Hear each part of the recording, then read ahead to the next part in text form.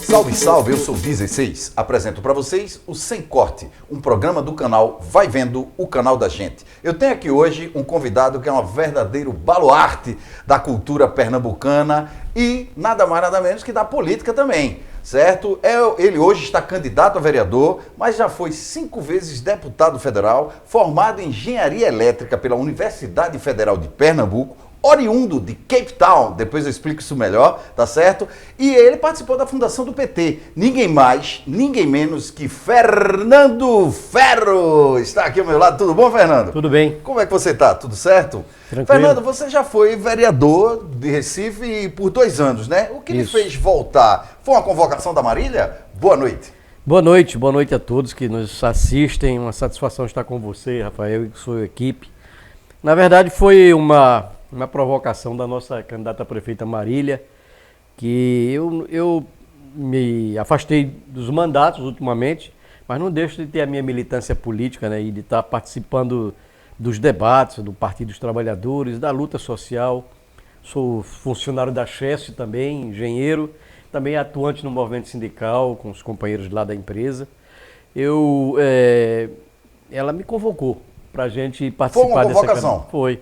E eu sinto isso como uma tarefa política que eu queria fazer, porque tenho muito gosto pela ideia dela governar o Recife com os projetos que ela está trazendo. Primeiro com a vitalidade, a juventude dela. Verdade.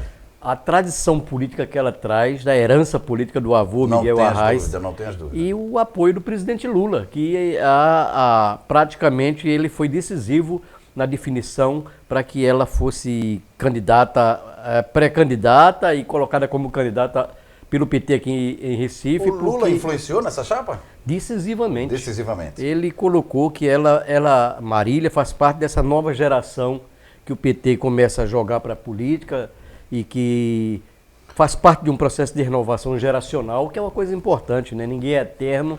Exato. E ela tem, além de ter já um caminho próprio, uma estrela, um brilho próprio, ela se soma a essa caminhada e eu acho que hoje todas as pesquisas mostram ela é uma candidata perfeitamente competitiva e se coloca como uma figura que tem uma carisma muito grande. Tenho andado com ela nos bairros da cidade, o carinho da população, a receptividade, a referência ao avô Miguel Arraes. Ela está pronta? Está pronta. Tá pronta. Foi vereadora três mandatos, é deputada federal, é uma militante política, é uma mulher corajosa e também tem essa simbologia importante. Será a primeira prefeita do Recife. Verdade. Fernando, nós sabemos que o poder de um vereador, no que concerne a fazer, ele é limitado, né? Ele geralmente cria as leis, né? E fiscaliza. Então, dentro desse contexto, o que devemos esperar do Fernando Ferro, vereador? Olha, eu não diria nem que é limitado, ele tem responsabilidades. Você tem que produzir leis no âmbito municipal, leis que afetam a política de saúde no âmbito municipal, leis que afetam o trânsito no plano municipal, leis que afetam a cultura no plano municipal, leis que dizem respeito à mobilidade, dizem respeito à educação no município. Quais são os projetos mais que você gostaria de pôr em prática agora, caso seja eleito? Olha, eu tenho algumas ideias para a cidade. Por exemplo, eu acho que o Recife tem que se conectar à internet integralmente. Nós somos um país que conseguimos, com o programa Luz para Todos, fazer com que a energia chegue a todo canto. Não tenho dúvida. Infelizmente, nós temos parte da população que não tem acesso à internet em pleno século XXI. Então, eu acho que uma das tarefas da Prefeitura será fortalecer a sua empresa de comunicação, a sua empresa de tecnologia, da informática, que é a Emprel, para que ela possa participar de um esforço de dotar a cidade, conectar a cidade, para fazer o que a nossa deputada e prefeita Marília chama de cidade inteligente, que é articular todas as comunidades, porque se você tiver uma boa conexão, tiver a cidade articulada, você vai poder ensinar à distância, você pode ofertar serviços de saúde à distância, exatamente, cultura à distância, você vai conectar, você vai poder ouvir a população. O orçamento participativo com a internet, ele pode ser multiplicado, a população pode se manifestar através das redes digitais, que são as nossas redes sociais, que vão ajudar a governar, criticar quando for o caso, propor, fazer sugestão, dizer que está faltando luz num canto, dizer que está faltando médico no outro, dizer que precisa de professor em cantal, precisa de asfalto, saneamento, tudo isso faz parte de um processo. Vira uma ferramenta a favor da população. Sem dúvida. E eu acho que um prefeito e um governante corajoso e comprometido com o bem-estar do povo, ele deve dar uns instrumentos para a população se manifestar. Essa história de faz tudo, essa história do eu sou o dono da verdade, todo-poderoso, o senhor dos anéis, isso não existe. Um governante... Não cola mais. Não, o governante sério e democrático é aquele que ouve a população e que chama a população a ajudar a governar. Isso muitas daí tarefas... eu vi muito na prática, na gestão do João Paulo, com o orçamento participativo. Exato, foi uma experiência muito importante, uma experiência que a gente trouxe, que era feito pelo PT em várias cidades do Brasil, e que aqui teve um aprofundamento e trouxe lições valiosas, a população dizendo o que queria fazer, se a prioridade do bairro era a escola, se era o calçamento, ninguém se era melhor, a luz. Para saber da sua necessidade, senão quem está reivindicando. Para a mobilidade, Fernando, o que é que você pensa a mobilidade aqui de Recife? Como é que está a mobilidade de Recife? Eu tenho uma proposta, são 3 eixos, que eu chamo de 3 eixos de mobilidade sustentável. Primeiro é o transporte público.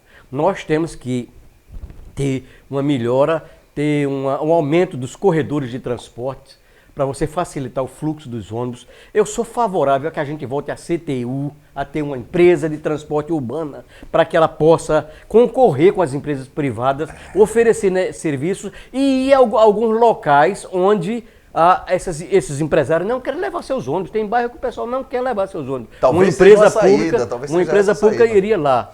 Esse é um importante...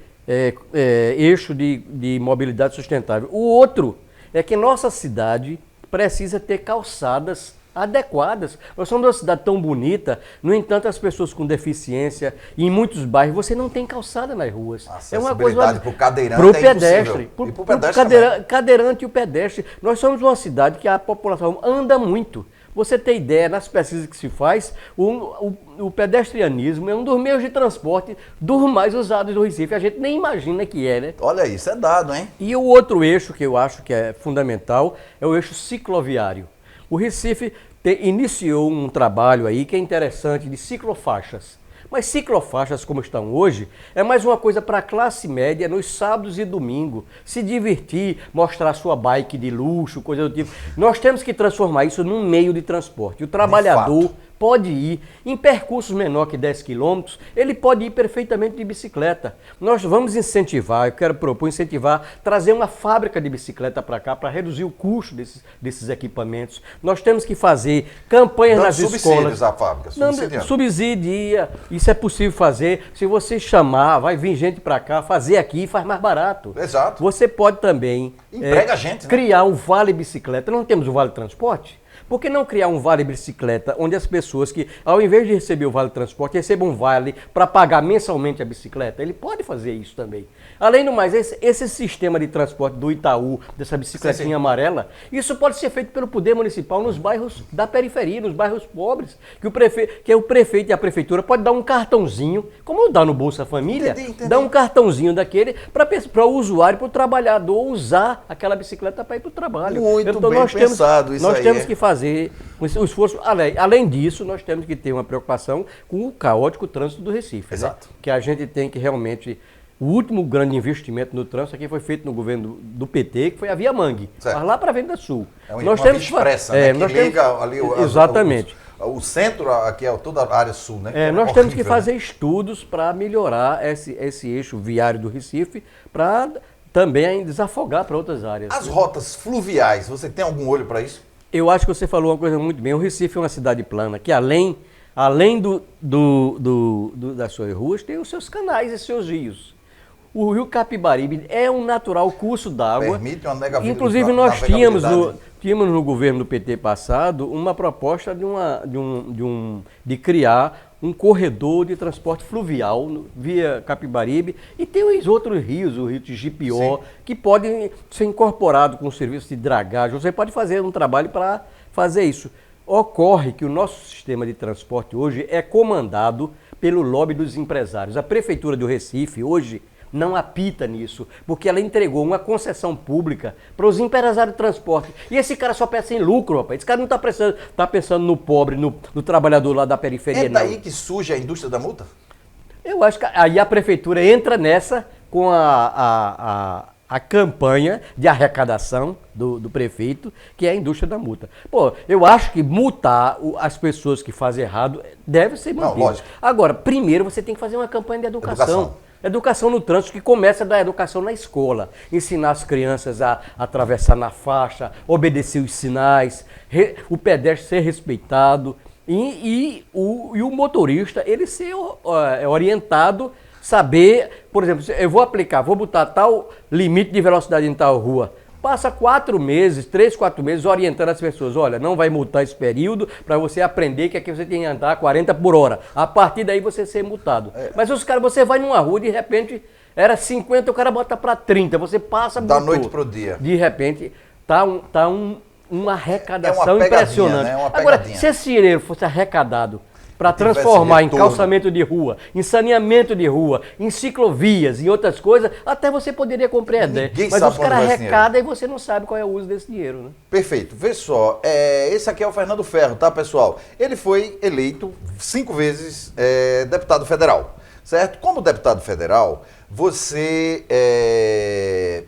foi citado várias vezes pela o JAP, né? O JAP, é assim que se fala? JAP?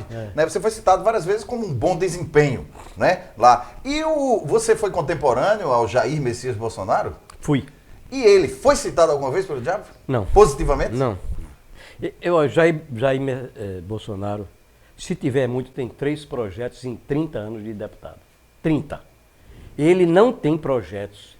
Vocês podem procurar, vocês entrem, isso é fácil, no site da Câmara, vocês vão ver qual é a manifestação dele. Ele vivia de fazer discurso defendendo a ditadura militar, defendendo a tortura, criticando homossexuais, que para ele devia ser todo mundo preso, preconceituoso como ele e dizendo que bandido bom era bandido morto, que com ele o crime ia ser rapidamente devastado porque ele iria trazer a lei, a ordem, e nós estamos vendo pelo contrário, está aumentando a violência no país. Exato. Não existe o que você diz assim, um eixo de proposta desse cara como deputado. É por isso que o governo está fazendo o que hoje?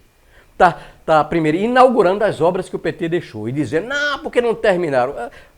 Pergunta por que não terminaram. E se apropriando de programas como Bolsa Família, para botar esse Bolsa Emergência aí, com outro nome, para dizer que é o pai, para querer apagar a memória do presidente Lula e dos seus governos aqui no Brasil. É uma disputa política mesquinha e vai ser desmascarada se abrir o debate para que o presidente Lula tenha a oportunidade de falar na televisão, no meio de comunicação, como não tem tido a oportunidade de debate esse que, se surgir, ele vai correr de novo do pau, né? Mas vamos outro que você observou, ele não participou de nenhum debate porque ele não consegue articular uma frase corretamente. Fica difícil. Ele além do mais, é desqualificado intelectualmente para falar para a opinião pública. Só faz, eu sou mito, esse negócio. E muita gente entrou nesse discurso. Defendo a família.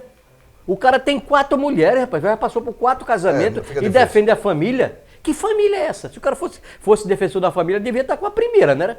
Eu acho isso que... Fora o que ele disse, que quando estava na Câmara, eu perguntaram para ele, o que é que você faz com essa verba? Eu disse, eu faço para fazer farra, para comer gente aí. Foi o que ele disse. Era a verba que verba de gabinete. De gabinete. Então o que acontece é o seguinte, você, quando estava lá, quais foram os teus projetos que você gostaria de pontuar, assim, em que área? Você teve muita coisa voltada para a escola técnica também, né? Foi. Eu participei do debate sobre a criação do Bolsa Família, a Bolsa Escola, à época. Eu fui um dos autores dos projetos de lei que se fundiram para fundar o Bolsa Família. Maravilha. No setor elétrico, eu fui o autor do projeto que criou o Luz para Todos, né? Que maravilha. Participei dos debates sobre a questão ambiental para o Código Florestal, que nós defendemos, aprovamos e votamos naquele período ali.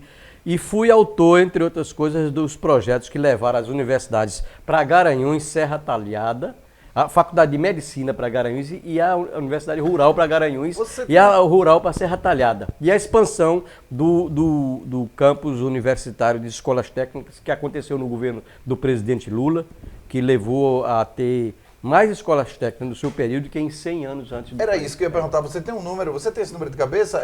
Existiam quantas? Existiam 105 escolas técnicas, no fim do governo Lula estavam 224 escolas técnicas. O cara mexeu, hein? Você considera que ele deu visibilidade, foi um ponto alto do teu mandato quando você enquadrou o Roberto Vita, né? Para quem não sabe quem é o Roberto Vita, é um todo-poderoso dono da Veja, né? E pôs o camarada ali no patamar do Carlinhos Cachoeira, né? Um contraventor. Né? Você enquadrou eles enquanto a CPI lá. Isso, como foi para você? Você foi muito...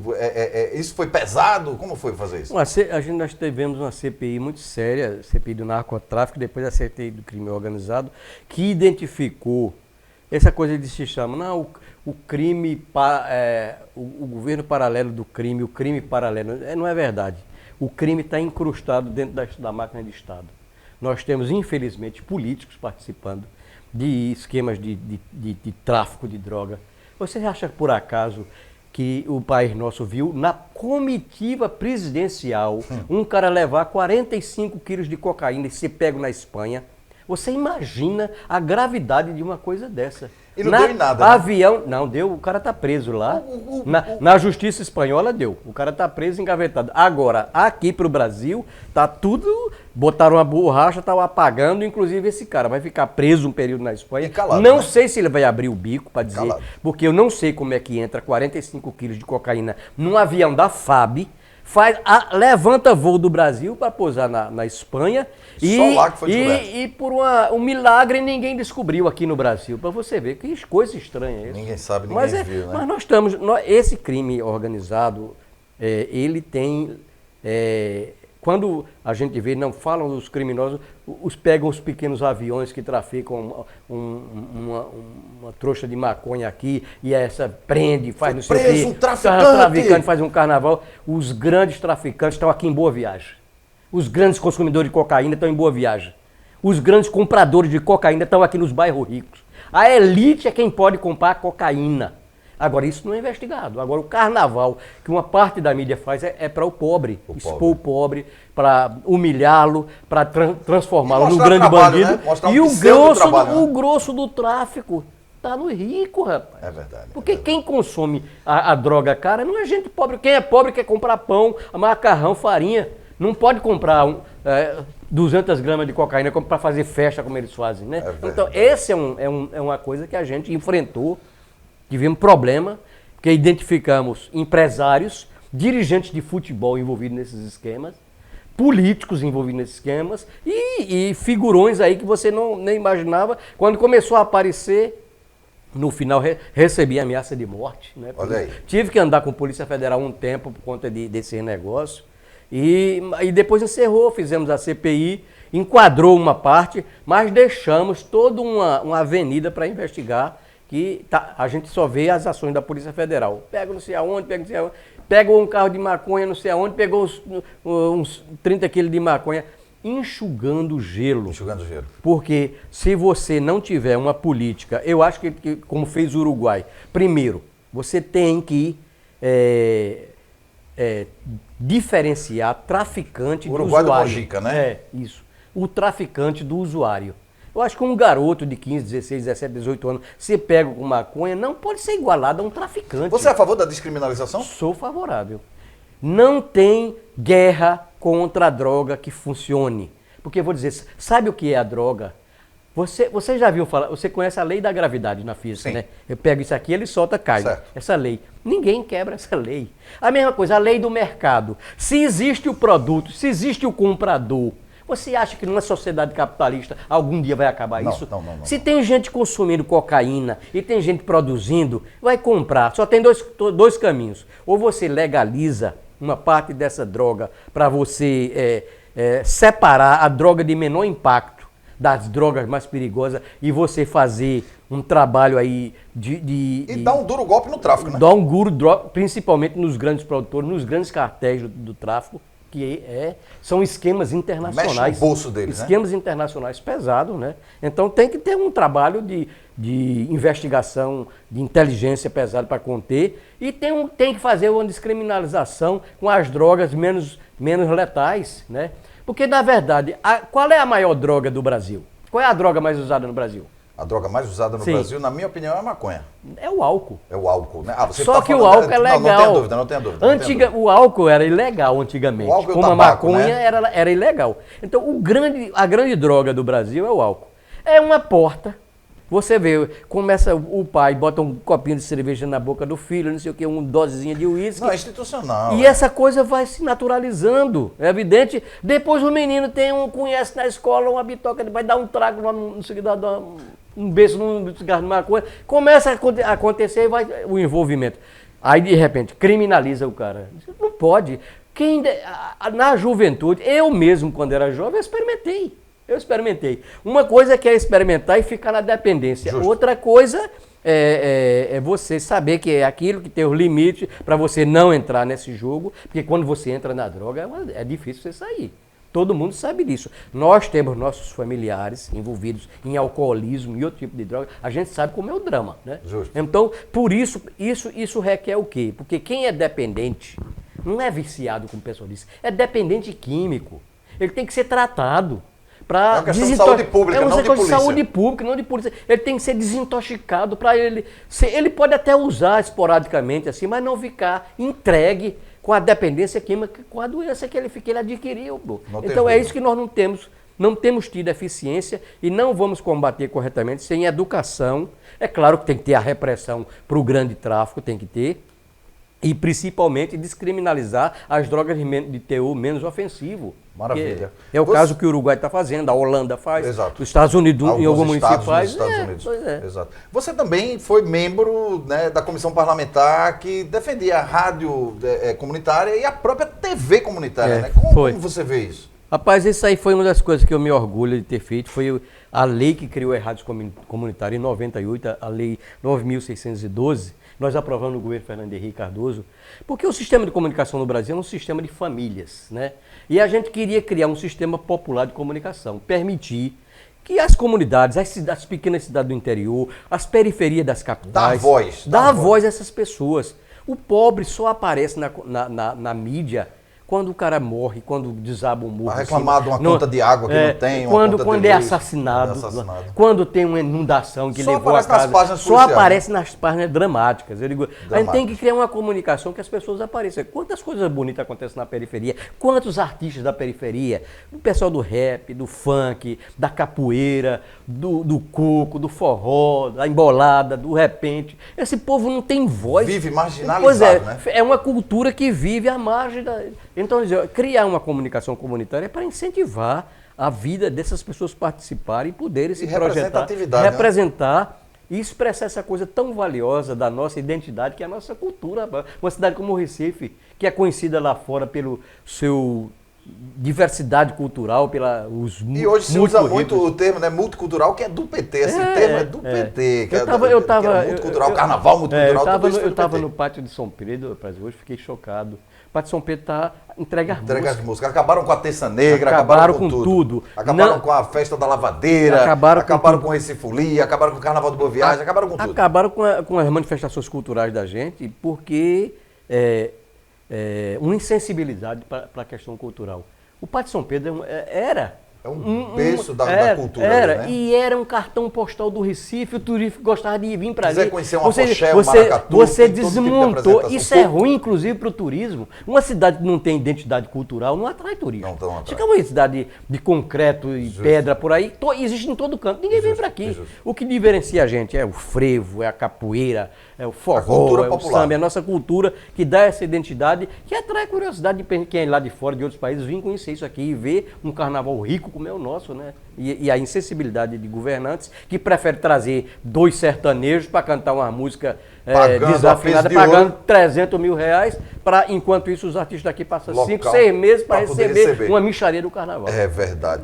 Fernando, você tem uma formação em engenharia elétrica pela UFPE. Isso te habilita a falar sobre o setor de Minas e Energia, né? Qual o modelo atual de energético do Brasil impede o crescimento? Não, o Brasil tem um dos modelos... Furnas é uma saída? Não, o Brasil tem é o que se chama matriz energética mais limpa do mundo. A maioria da nossa energia é gerada por água, pelas hidrelétricas. E hoje aqui no Nordeste, para você ter ideia, 60% dessa energia que está nos iluminando aqui... A energia elétrica é limpa. É limpa.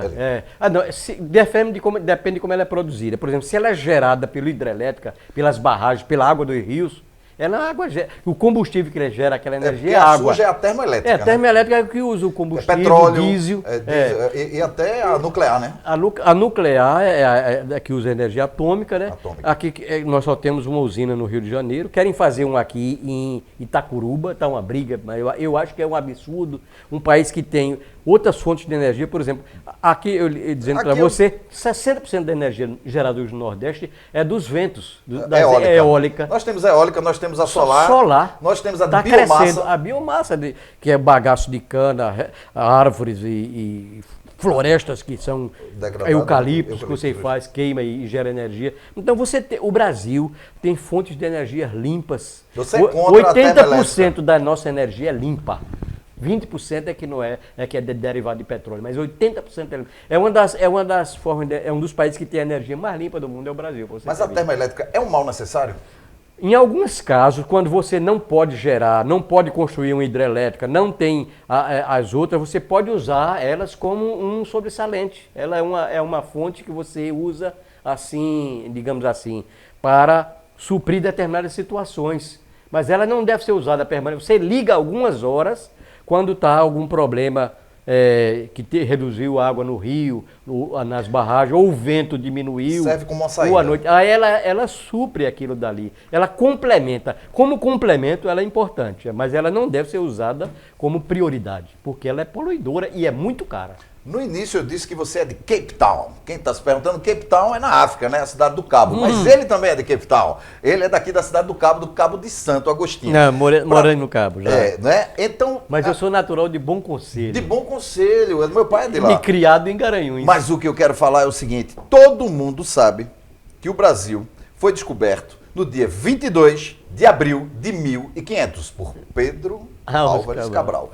E, na realidade, quando a gente passa aqui do aeroporto, a gente vê uma placa dizendo a pátria nasceu aqui. Quando se diz o seguinte, são dados, registros escritos. No dia 26 de janeiro, 3 meses antes de 1500, Vicente Pinzon, um espanhol, passou por aqui e descobriu tudo isso. Mas teve o Tratado de Tordesilhas, né, que dividiu as áreas geograficamente e perdeu-se isso. Essa foi a primeira fake news?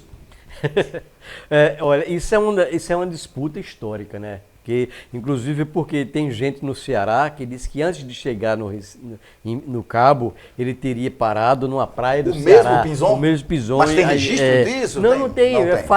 Eles falam, inclusive, que esse local que ele aportou poderia ter sido lá.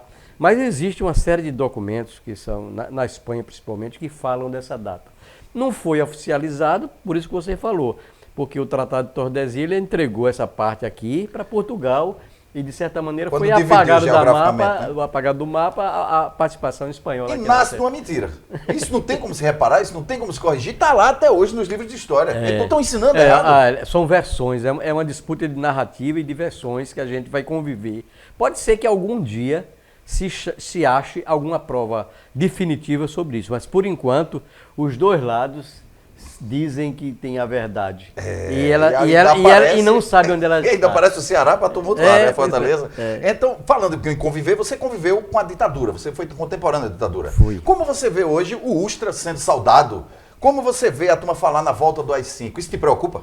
Isso é uma temeridade, rapaz. Você saber, perguntar para um jovem, você imagina viver num regime que uma música era proibida, por exemplo, aquela música Cálice de Chico Buarque, Apesar de Você, a música de Geraldo Vandré, as músicas de Valdir Soriano eram censuradas porque falavam do cabaré. Então, você ficar privado de ouvir uma música, você ficar privado de ouvir um músico, de comprar um disco, comprar um livro, de ver um filme, isso é sociedade? Era uma coisa tão grotesca, para quem não soube, que eles riscavam um lado do disco, um lado do LP, né? Quando era censurado. Eles riscavam as músicas e a pessoa não tinha como ouvir Não aquilo. tinha, você não ia. Às vezes as pessoas depois mudavam a letra, forjavam outra letra para driblar a censura e conseguiam driblar. Chico Buarque tem um disco que ele aparece com o nome, um novo compositor de samba, Chiquinho da Adelaide. Era Chico Buarque. Ele botou um sobrenome, para driblar. Um pseudônimo, né? Para driblar a censura, e esse disco passou, porque o Chiquinho da Adelaide lá era Chico Buarque, eles não sabiam que era Chico da Adelaide, daí não tiveram. Mas quando o Chico Buarque fazia qualquer música, o cara ia cortar. Eu ouvi um cara defender a tortura. Olha, não existe ato mais covarde, desumano, infame do que um torturador. Que é você estar sozinho, desprotegido, chega um cara com 5 caras armados para lhe agredir. Pressão física, psicológica. Covardia, para cima de tudo são covardes. Todo torturador é um covarde infame. E o cara defender um cara que se aproveita da fraqueza de um para explorar, para dar choque elétrico, massacrar o outro. Isso não tem nada de humano. Foi, né? Muita coragem. Durante a ditadura, em 1979, se lançasse, começar o PT. Você participou desse início? Foi. Eu me lembro. Foi um ato desafiador? Foi um ato de desafio, de resistência, de dizer que os trabalhadores queriam ter voz, que queriam participar da política. Começamos com os movimentos sindicais, com as greves, dizendo, olha, nós queremos votar para presidente, nós queremos eleger os governantes. Mesmo com os erros, se tiver erro depois em outra eleição, você tira, mas é preferível ter a eleição, porque numa ditadura você passa 10, 20 anos com o mesmo cara ali governando. Uma pergunta, isso foi em 1979, na flor da ditadura. Isso foi um ato revolucionário, isso foi um ato de coragem, isso foi um ato que correu risco até de vida. Né? E hoje em dia ninguém faz mais nada. Essa geração vai ser lembrada como uma geração de covardes? Não, morreu gente nesse período, morreram vários companheiros, foram perseguidos, gente perdeu o emprego. Era uma luta muito grande para se conquistar a liberdade. Nós estamos vivendo um momento hoje que há uma certa apatia. E principalmente esse tempo de pandemia, que o povo está recolhido, isso está favorecendo. Mas eu vou dizer uma coisa, vai passar esse tempo, o povo vai ganhar as ruas desse país. Pode ficar certo que vai haver uma explosão de reivindicação. Porque está aumentando a miséria, está aumentando gente desamparada. Está mandando para trás. O Recife está cheio de mendigo ali no centro, que não tinha isso no governo do presidente Lula. O número de gente desempregado. Eu tenho familiares que não conseguem trabalhar, tenho várias pessoas querendo trabalhar, não conseguem, técnicos formados, qualificados, porque a gente está vivendo um período de desaquecimento da economia. O governo não criou oportunidade e está agora se sustentando com essa emergência. A emergência é importante para as pessoas não morrerem de fome. Justo. Mas as pessoas não querem emergência. Quer emprego para ter direito à aposentadoria, que a emergência não dá aposentadoria, não dá assistência médica, não dá INSS. Né? Então a gente quer o quê? A gente quer trabalhar para as pessoas terem emprego, ter oportunidade de se aposentar com dignidade, ter um plano de saúde, ter um sistema de saúde que lhe atenda, né? Ter cobertura social e trabalhista que lhe garanta. Não tenha dúvida. Hoje a macroeconomia é vender bolo de pote, trabalhar de Uber, né? E vender e fornecer iFood. Isso daí não é macroeconomia para canto nenhum. É uma situação, é um paliativo, né? É um paliativo. A gente tem que trabalhar, preparar essa. Tem muito engenheiro aí dirigindo Uber, né, rapaz? Você vê o cara que poderia estar produzindo uma obra, está gerando energia. Perde é o país. O país está perdendo, formando gerações aí, qualificando e sem ocupar as pessoas. Mas eu acho que nós vamos superar isso. Eu tenho certeza que esse governo vai se esvair. Toda essa golga dele, né? Toda essa golga dele, essa fama, isso é provisório, né? Porque, na verdade, ele não tem um plano para o país. Eu desafio alguém que gosta desse cara como governante que me diga qual é a obra dele, a não ser dizer que vai botar arma na mão de todo mundo. Que é o projeto dele, é armar o povo. E armar quem? Armar a classe média, que pode pagar 5, 4 mil numa Glock. Uma pistola numa arma. Uma pistola. É 3.500, 4 mil. Que o povo vai comprar? O povo está precisando de computador, de livro, de comida. Vidro, que nem dizia o Alceu Valença, né? Veja só, isso é uma pergunta minha, tá? É uma curiosidade minha, pessoal. Qual time você torce na capital pernambucana? Náutico. Ele é do Náutico. Pois é, eu estou aqui com o meu candidato, o candidato a vereador pela cidade do Recife, tá ok? O Fernando Ferro. Esse aqui é o Sem Corte, um programa do canal Vai Vendo. Não tem corte, pode passar o carro do ovo, pode chegar alguém buzinando, pode bater o cobrador aí na porta, a gente não corta. Fernando, eu vou fazer um convite agora, tá? Nós vamos para uma próxima fase, é rapidinho, são 4 quadros e eu lhe convido a participar, tá certo? Pode ser? Pode. Vamos em frente. O primeiro quadro tem o nome de Complete a Frase, certo? Eu começo uma frase e você completa ela com uma palavra, com mais outras palavras, da forma que você quiser e você é responsável por ela. Pode ser agora? Pode. Vamos lá. Esse aqui é o Fernando Ferro do Complete a Frase. Fernando, o combate à Covid pela Prefeitura da cidade do Recife foi insuficiente, porque nós estamos diante de um processo que precisa educar a população, precisa pagar os médicos que foram chamados de heróis e passaram 5 meses para pagar os médicos. Isso aí é um crime, né? E além do mais, nós sabemos que essa é uma epidemia e uma pandemia global. Então nós vamos ter que preparar a nossa população para conviver com essa situação. Vamos ter que organizar nossas escolas, o ensino à distância, qualificar nossos agentes de saúde e principalmente campanhas de educação.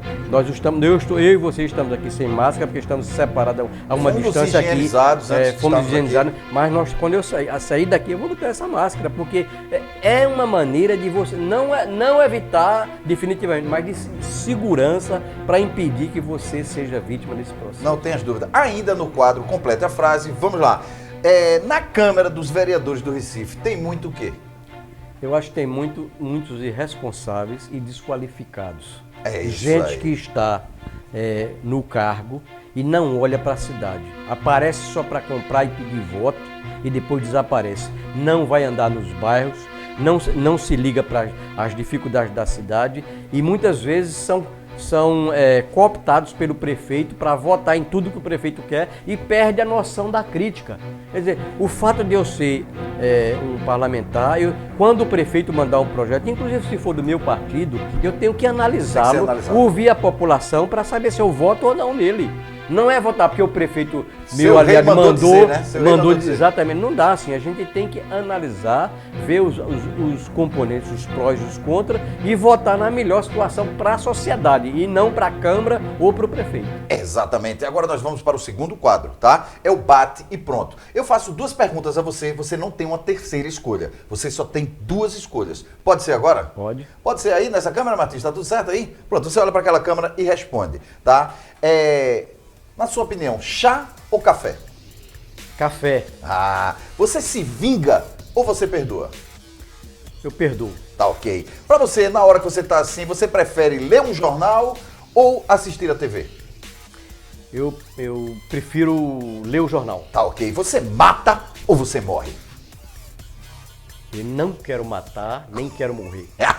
Mata ou morre? O direito à vida e o direito à defesa é fundamental, aí a gente tem que matar.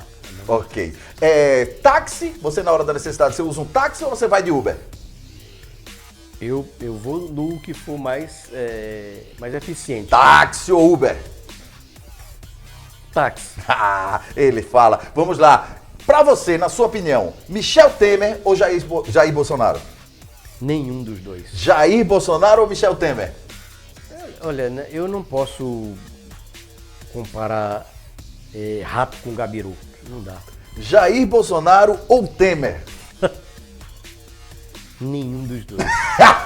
Ele não falou, mas vamos em frente. Agora nós vamos para o terceiro quadro. É o Tá Ruim Reclame. É a hora de você reclamar. Você vai ter 1 minuto para reclamar. Você vai falar o que está errado, você vai exigir, você vai dizer tudo o que você acha que está guardado no peito. Você vai ter 1 minuto para reclamar. Eu peço a você que pega aquele mini púlpito ali. Nós não temos contra-regra. Pode pegar esse mini púlpito aí e botar na sua frente. Aqui? Puxa, ele é levezinho, é de papelão. Pode botar ele aí na sua frente. Você vai usar agora, estão higienizados, tá? Você vai trocar esses óculos, vai usar esses óculos aqui. Tá ok? Eu vou lhe acompanhar, também vou botar os meus óculos de sol e você vai ter 1 minuto olhando para aquela câmera para protestar, reclamar, tacar o pau, botar a boca no trombone. Quando você estiver pronto, você está pronto? Pronto. Pronto, então valendo, Tá Ruim Reclame com Fernando Ferro. Taca-lhe o pau. Olha, eu quero dizer que nós temos que ter um trabalho aqui na cidade do Recife para, em primeiro lugar, melhorar o trânsito dessa cidade, Nós temos que trabalhar e temos que atuar para que a população da periferia, dos morros, tenha segurança. Nos governos do PT não tinha desmoronamento e morte das pessoas, como a gente está vendo. Eu quero que tenha água nos bairros da periferia, como tem em Boa Viagem, em Piedade e em Candeias. Eu quero que tenha educação de qualidade para os filhos da periferia, como tem para os ricos. Isso é possível de fazer, porque o dinheiro público existe para fazer isso. Eu quero que tenha segurança nas nossas estradas, nas nossas cidades, para que pessoas possam andar seguras. É evidente que isso é uma tarefa do governo municipal, mas a nossa guarda municipal tem que ser preparada, qualificada, inclusive armada, para defender o patrimônio público e ajudar na estrutura de segurança pública. Tempo esgotado, ele tem o time na cabeça. Pode me devolver os óculos? Pode botar o mini púlpito para lá. Esse é o Fernando Ferro, ele fala mesmo, ele reclama, ele está aqui para isso. Fernando, nós vamos agora para o quarto e último bloco. É a hora de você falar relaxado. Você vai olhar para aquela câmera, você vai ter mais 1 minuto para falar das tuas histórias, falar das tuas vivências, mandar um recado para a nova geração, falar os teus contatos, tá, nas redes sociais, inclusive o que o humilde apresentador não tenha lhe perguntado. Pode olhar para aquela câmera, pode ser agora? Pode. Fernando Ferro, no microfone aberto. Valendo. Primeiro eu quero agradecer essa oportunidade de a gente conversar aqui. Dizer que eu tenho uma preocupação na minha vida e no exercício da política, é de que a política seja utilizada para melhorar a vida das pessoas, transformar em amor a cidade do Recife, a defesa dos interesses da sua população, lutar pela nossa cultura, aproveitar o potencial e a energia da nossa juventude, que produz tanta cultura, que é capaz de produzir nos esportes, que está a esperar oportunidades e que a gente precisa ter recursos públicos para isso, para investir e valorizar essa população. Eu quero o Recife alegre, não só apenas no período de carnaval. Quero uma cidade alegre, com educação, com saúde, com segurança, com emprego, com renda. Nós temos que lutar e colocar a nossa ação política no amor pela Recife, em defesa do povo, lutando com esse povo para melhorar a vida de todos nós. Porque temos que superar essa dificuldade de pandemia e essas dificuldades políticas que o país precisa. Tempo esgotado, é isso aí. Fernando, nós estamos chegando ao final, tá certo? Você vai olhar para aquela câmera pela última vez e vai mandar um beijo, rapidinho. Esse beijo vai para quem? Um grande beijo para minha companheira, minha esposa, Tereza, para meus filhos, e um grande abraço para todos os amigos, para todo o povo do Recife, e dizer que nós estamos com o coração cheio de vontade, de garra, de lutar e amar essa cidade e de fazer um mandato que ajude essa cidade a ficar mais feliz, mais digna e mais próspera. Fernando, nós estamos chegando ao nosso final. Foi bom para você? Foi excelente a oportunidade. Eu acho que você nos ajuda e nos provoca a exatamente discutir, debater, refletir e pensar sobre o papel de cada um de nós. Que legal, isso é um elogio? Levei um elogio dele, hein? Beleza, pessoal, foi bom pra ele, foi bom pra mim, foi bom pra você também, que tá em casa, tá no busão, na laje ou na mansão. Pessoal, não se esquece de dar o like, se inscrever no canal pra ficar legal, tá ok? Nós vamos ficando por aqui. Um abraço pra você, muito obrigado por ter vindo e ter comparecido, tá ok? Pra vocês que estão por aí, um abraço, uma ternurinha e até a próxima.